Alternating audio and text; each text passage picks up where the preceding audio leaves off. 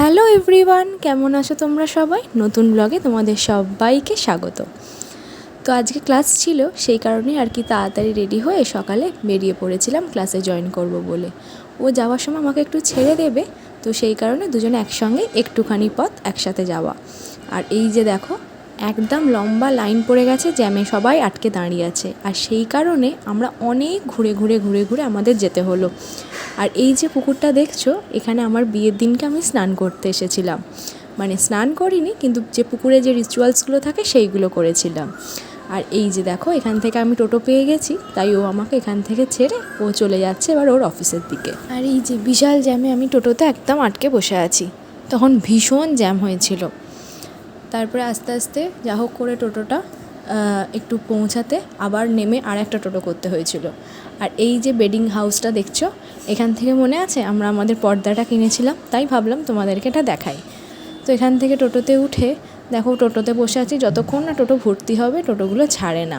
তো সেই কারণেই একটু ওয়েট করতে হয়েছিল, দেরিও হয়ে যাচ্ছিল প্রায়।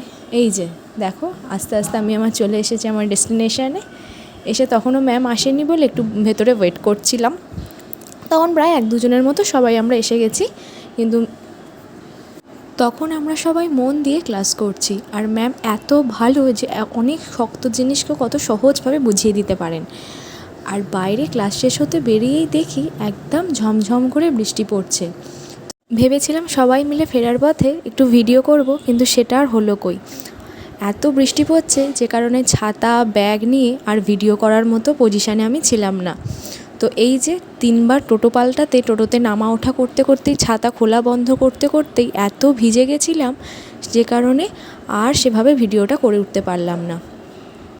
এই যে যা হোক করে বেহাল অবস্থা নিয়ে বাড়ি পৌঁছালাম। দেখো প্রায় অর্ধেক কীরকম ভিজে গেছি। আর সেইটাই অবশ্যই সেটার জন্যই আর কি গলার অবস্থা এত ভীষণভাবে খারাপ। তাহলে চলো নিজের অবস্থাটা একটু ঠিকঠাক করে আবার তোমাদের সঙ্গে দেখা হচ্ছে পরের দিন সকালে। ভেবেছিলাম ব্লগটা প্রথম থেকেই শুরু করব, কিন্তু সেটা হলো কই। আজকে তো একদম আরও জোরে বৃষ্টি, আর সেই অবস্থাতে আমাদের যেতে হয়েছিল ক্লাসে। তো দেখতেই পাচ্ছ, এক হাতে ছাতা হাতে ব্যাগ নিয়ে ওভাবে ভিডিও করার পসিবল হয়নি। আর রাস্তাতে তখন আরও জোরে বৃষ্টি এসে গেছিলো। তো চলো আজকে তাহলে এইটুকুই, আবার দেখা হচ্ছে তোমাদের সঙ্গে নতুন কোনো একটা ব্লগে। অবশ্যই কিন্তু তোমরা আমাদের পাশে থেকো।